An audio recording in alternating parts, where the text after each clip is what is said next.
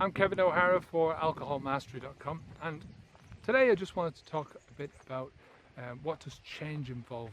What does change involve when you're going from being a drinker to a non-drinker, right? And to me, change comes in two different parts.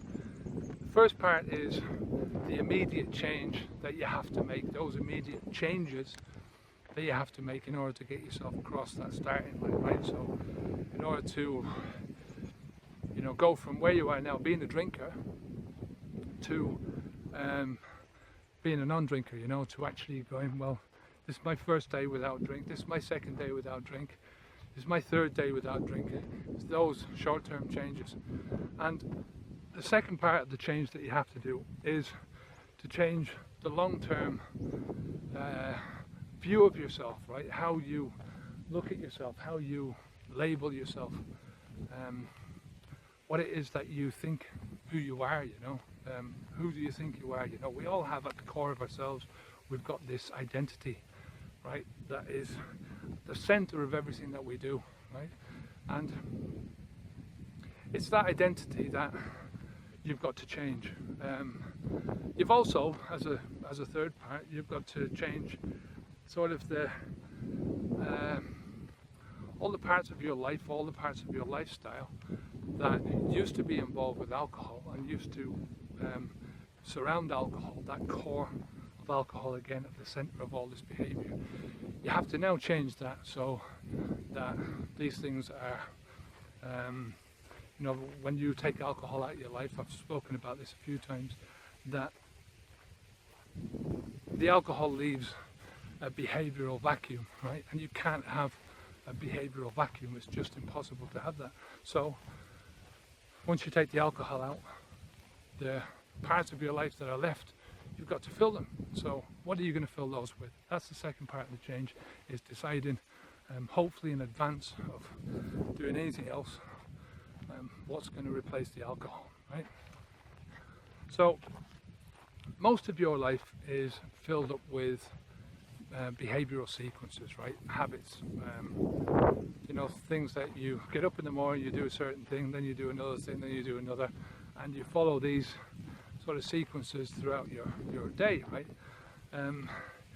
Most of us are very upset and feel like crap when something unexpected happens, and the reason why we feel crap is because it takes us out of these sequences and we have to all of a sudden start thinking about what we're doing, and all that thinking is tiring. It's your brain uses so much energy to think that it's a lot more efficient for your brain to go, well, you do this often, you're doing this all the time, so I'm going to make this into an habitual behavior, right? So we're going to make this automatic so that you can just do this like a robot, you can just follow this sequence, you don't have to think about it, you go from A to B to C to D, so on, right?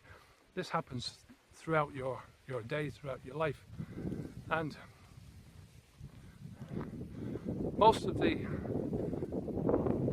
times that you drink, most of the occasions that you drink, most of the thoughts about alcohol are related to these sequences, right? So they're automatic sequences, and they're triggered off by day-to-day events, right? So you might come home from work, and that coming home from work triggers an event, right? Triggers a desire to drink alcohol.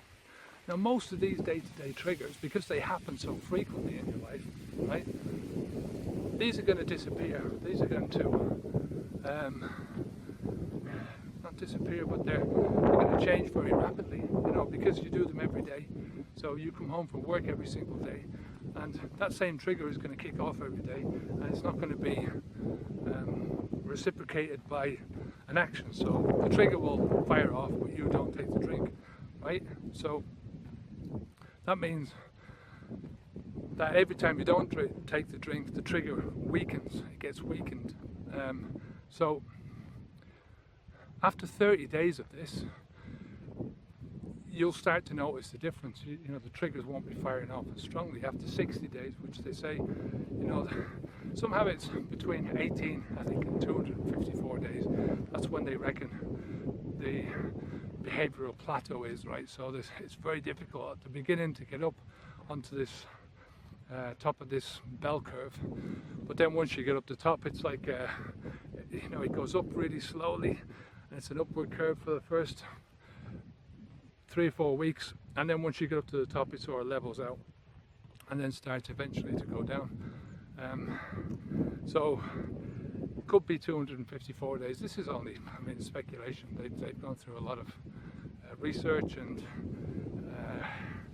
in various studies over the years by universities and stuff. But these are, I think, it gives us a general idea of where people are and gives us a general idea of what makes people tick. But at the same time, they're very sterile environments. Universities, some guy sat with a computer and some keyboard, and he's totting up figures and stuff like that. That's very, it's not real life. But I suppose in real life, a lot of these things pan out. I can see how after a year of me not drinking, I just didn't think about it anymore. After 6 months of it, yeah, you still had the occasional thought, because these times are coming up in your life. Birthdays only come once a year, Christmas, all that kind of stuff. There's certain celebrations that only happen every so often. So, these are still going to trigger you to want to drink alcohol, right? I sort of called them habit memories, because the habitual part of your brain, because it hasn't been stimulated often enough, that part of it, you're still going to be susceptible a little bit to it. I don't know if I'm making sense there, but the bottom line is that your day-to-day triggers will resist strongly in the beginning, right? But after a while, these triggers are going to weaken, right? Now, sometimes your choice to quit drinking, for instance, these are tough choices to make, not only from a personal level, but from the level of the people that are around you. One of the most common questions I get, most common concerns, is when somebody quits drinking and the other people in their lives, their partners, don't really want to quit either, or actively resist the person quitting drinking, right? So this is tough, it's tough. I've spoken about this recently, about, you can't really bring everyone else into the equation with you, right? You have to do this on a personal level. It's your personal responsibility for yourself. You can't really sort of force other people to follow your route. If they don't want to do it, then it's their body, it's their lives.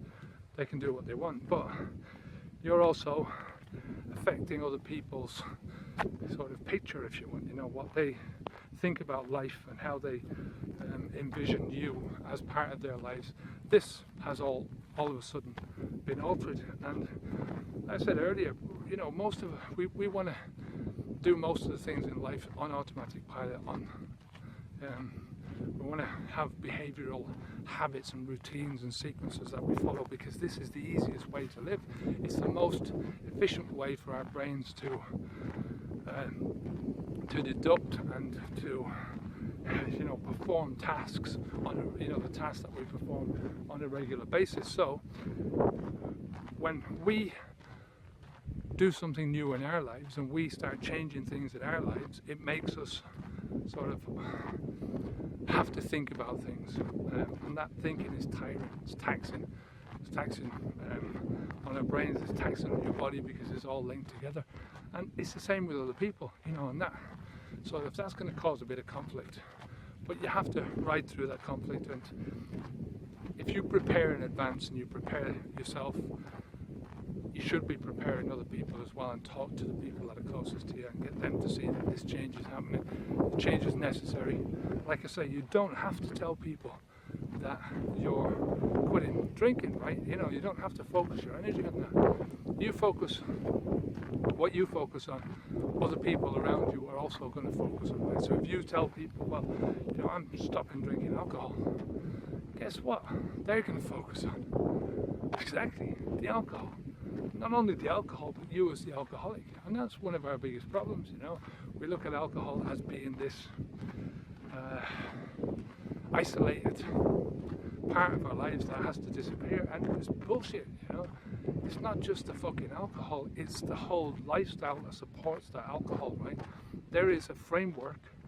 That's why there's so much, I talk about these gaps left in your life. There's so many gaps left in your life after you take alcohol out of it, not because of the alcohol, but because of the surrounding framework that holds up the alcohol, right? And it's not because of the alcohol that you have this problem now, it's because of that framework, it's because of the way you think about alcohol, it's because of the way you think about your life in general, that it's okay to go through instant gratification to get your needs met, to come home and go, well, yeah, I don't really want to make an effort at changing the way I live because it's too difficult. I don't want to go through the changing the way I think because that's also too difficult. All I want to do is do the same thing that I've always done, which is come home and crack open a couple of beers. The only problem with that is that those couple of beers, same couple of beers that you cracked open when you were younger, don't give you the same relaxation anymore because your body is got used to it, right? So that's the type of changes that you've got to it's the type of thinking that you've got to bring when you're communicating your intentions with other people, right? That it's nothing to do with the alcohol. Alcohol is only a part of the problem, and this is the part of the problem. So you're trying to change your life for the better, right? One of those changes that you're going to make is quitting drinking the alcohol. And you might also say, well, I also want to get out and exercise. I also want to start changing the way that I eat, the food that I'm eating. I want to stop smoking. I want to stop swearing so much because I hate fucking swearing. Whatever it is that you're trying to bring into your life, you've got to say it like this, like it's all part of a big package. Then you won't get the big thing while going, are you an alcoholic? Because it's not, it's not the same thing. Anyway, that's for another video. The whole point here is to communicate your intentions and to say that these things are going to happen gradually over time. They're not going to all of a sudden change on day one. On day one you're stopping drinking because you believe that that's one of the biggest health sucks in your life. It's one of the biggest things that's taken away from your health, right? And from the other side of the coin, right? You can't control how other people respond. If they see this as a conflict, what can you do about it? All you can do is do your best to prepare these people in advance, right? To make sure that what you're saying is that you get across that this is you changing, that you don't expect them to change, that you don't expect the world to change around you, that the world is always going to be the same, right? But you can have many people, fellas, please, you see him up there? Bird, I think he's probably nesting or something. Anyway, I'll keep moving away from him. He's making an awful racket anyway. Coming back. Where was I? Yeah, you can't, I've lost my train of thought there. You can't some people are going to help you and are going to be only too pleased and go, well, I've been thinking about this myself in my own life, and I'm glad that you're saying it to me because I want to make changes in my life, and I'll be only too happy to sort of go along with what you're saying about yourself, and I'll start thinking about what I can do, in my own life, or what I can do to help you. And then there's going to be other people that just are completely threatened by what you're doing. And again, you can't help that. There's nothing that you can do. All you can do is your best to explain your situation. But for some reason, whatever reason, if somebody gets the hump and doesn't want you to change, which a lot of people won't want you to change because they see as a change. You know, like if you've got a drinking buddy, right, for instance, he's your best mate, right, and all your drinking happens down at the pub and the two of you meet up, whatever, you know, you stopping drinking is totally ruining his fucking life. Do you know? I mean, it's like, he's bound to be pissed off, you know, especially if he's never thought about quitting drinking before, you know, and he's going to be thinking, well, what the fuck am I going to do now, you know? Now, this is what you've got to be prepared for, and what I mean by prepared is be prepared to stick to your guns. Don't be swayed by what other people want, because what they want is conflicting with what you want, right? And what you want, that's all that matters in this instance, because you're talking about something which is good for your health, right? This is, I was talking about in one of the other videos, this is the only body that you've got in life, you know, and you have to treat it like you would a Rolls Royce. That's what it is, you know. This is your vehicle through life. Once this is shagged, your life is shagged. You've got no life anymore. So, you know, you have to treat other people as hostile. If they're creating conflict for you, if they disagree with what you're doing, they're trying to stop you. However much they might put a smile on the front of it, behind it all is hostile intentions, right? It's their intentions to stop you from doing what you want to do because of what they want, right? So you have to be prepared for that in any change in your life, and that's regardless of whether it's alcohol or not. You know, if you're trying to make a big change in your life, you're going to have some hostility from people, right? You know, through whatever reason, they don't want to change themselves. They are jealous of the changes that you might make in your life. You know, they might be jealous of the person that they don't want you to become better than them, you know. They see you as being the same as them, or them better than you, you know. I mean, I remember going back years ago and talking about, you know, when I was young, and people saying, oh yeah, I can drink 20 pints and you can only drink 4, you know. It's like, yeah, you're a pussy. You know, it's that kind of bullshit playground thinking that, you know, a lot of people still have in their heads nowadays, you know, as grown-ups. So you've got to be careful of that. Now, another element of this change, one of the biggest parts of where you're going to make the changes, the most influential, is in your head, right? That's changing your thinking, changing your stinking thinking, as they say, right? And it's moving yourself away from thinking yourself as an alcoholic, from believing that, you know, your identity, that core identity, is of a drinker, and onto being not a drinker, right? From thinking, yeah, tonight I'm going to relax by drinking, to I'm going to relax by whatever you fill that gap with, you know. And changing all those things, you know, that it all starts upstairs, you know. If you conquer your brain, you conquer everything else, right? If you do your brain properly, you have your whole life done, you know. So, you know, there's no aspect of your life that can screw around with you if you've got your brain wired properly, if you can change your thinking well enough. Another aspect of this is your environment. I mean, you can make 2 different environments. There's your home environment, the environment that you can control, your office. Certain things, you know, if you live with somebody else, you've got a little bit less control, right? So if they drink and they don't want to quit drinking, then obviously you can't get rid of every drink in the house, but you can sort of, you know, talk to the people, talk to your spouse and go, well, look, you know, can you drink in a certain room, because I don't want to drink anymore and stuff, and, you know, I really want to do my best to try and keep this out, hold temptations away from me and stuff like that. You know, I'm not saying that, but, you know, I like doing it, it's part of my life, and I don't want it to be part of my life anymore. So in order to do that, you know, I've got to make these little changes. So can you move the alcohol to a different room, you know, or whatever. Think about this yourself and sort of, oh man, the snake, look at that, it's a dead snake, man. Shit, I think it's been there for a while. Can you see that?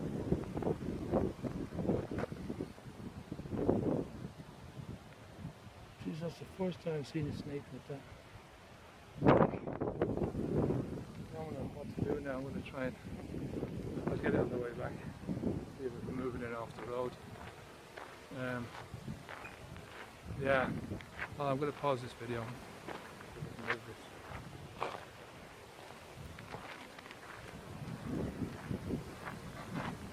You never know what you're going to come up against on these little roads here. There's a lot of, you see these reeds here, and yeah, that's the first time I've seen them. Normally you don't see them out, especially in this type of heat. They're all guys. I don't know. I mean, I've seen small little snakes before, tiny ones, but I've never seen a big one like that. That was a big one, big dead one, unfortunately. But anyway, so that's change. I mean, change involves many different aspects of your life. It involves, you know, your mind formally, mostly, you know, your thinking mostly. Then it involves the people in your life and your environment. And, you know, in order to make the change stick, you've got to do most of the changing in your head, some of the changing in the environment, and some of the, you know, with the people around you. You know, you've got to change the underlying structure, how your life is built up. You know, the framework of your drinking. You know, you have to sort of. It's not that your drinking is built up has built up this framework. It's that the framework has already been there. You know, I mean, this framework has already been there before you even started drinking. You know, it's the same framework that probably says it's okay to eat junk food. You know, for my personal life, it was the same framework that made me want to eat junky hamburgers and fried foods and smoke cigarettes, drink beer, take any of the other drugs that I drank, that I took, drink tea, coffee, all that kind of stuff. You know, this is all the framework that has been there and built up from the time that you were born. And there's certain parts of that framework that you've got to change in order to get the alcohol or any other thing out of your life, any other habitual behaviour that you don't like out of your life, right? And some of that is going to change your core identity, but that's okay. And remember that this core identity, this part of it is, you know, it's a part of who you are now.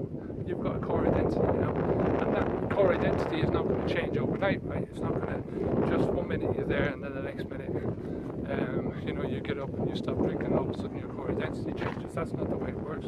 It's a gradual process. That's why I say you have to move towards a goal. You have to move towards this, you know, going from A to B and then to C, to D, and onwards and onwards and onwards, onwards and upwards all the time. That's what it's all about.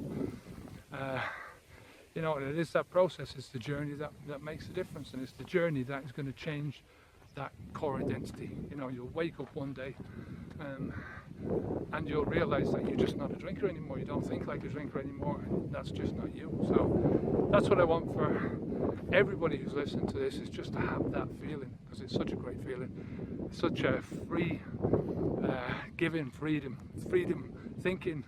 Yeah, it's just great, you know. I mean, I need a drink, water. I need a drink of water. It's absolutely boiling out here today. It's almost 40 degrees Celsius, and I should be wearing my hat. I'm going to put it on now and take it out of my backpack. So, look, if you have any comments, any questions, leave them down below in the comments section. I'd love to hear from you. I'd love to hear your stories, what change has meant for you, what you've had to go through to change yourself. Stay safe, stay healthy, keep the drink out of your mouth. And until next time, I'm Kevin O'Hara for alcoholmastery.com. Onwards and upwards.